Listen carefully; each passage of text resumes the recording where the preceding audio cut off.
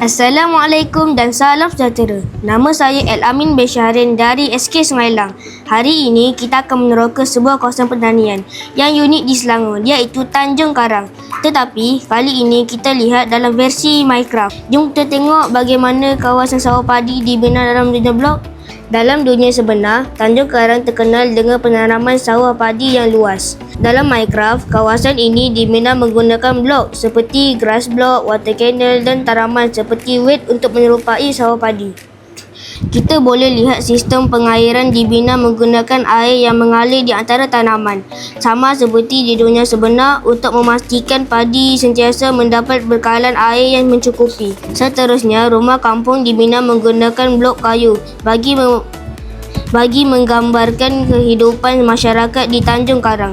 Dalam Minecraft, villager boleh mewakili penduduk kampung yang menjalankan aktiviti harian seperti bertani. Ia juga dilengkapi kafe untuk para pelawat menikmati suasana sawah padi, iaitu menunjukkan bagaimana cara hidup masyarakat di sini yang sederhana, bekerja sama dan bergantung kepada hasil pertanian. Melalui pembinaan ini, kita dapat kaitkan dengan matlamat pembangunan mampan atau SDG. Yang pertama, SDG 2, kelaparan sifar, sawah padi sebagai sumber makanan. Selain itu, SDG 12, penggunaan bertanggungjawab, penggunaan sumber secara bijak. Akhir sekali, SDG 13, tindakan iklim, iaitu menjaga alam sekitar. Dalam Minecraft, kita boleh mengelakkan pembaziran sumber dan memastikan kawasan pertanian kekal subur.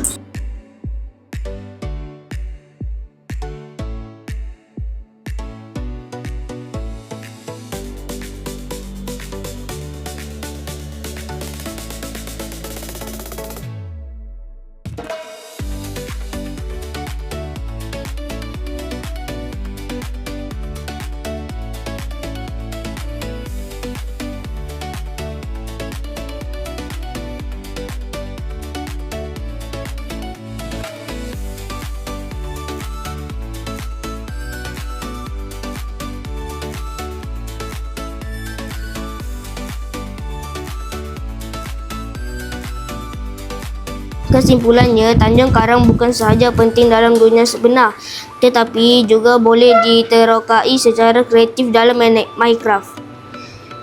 Dengan gabungan teknologi dan kreativiti, kita dapat memahami kepentingan menjaga alam sekitar dan sumber makanan untuk masa depan.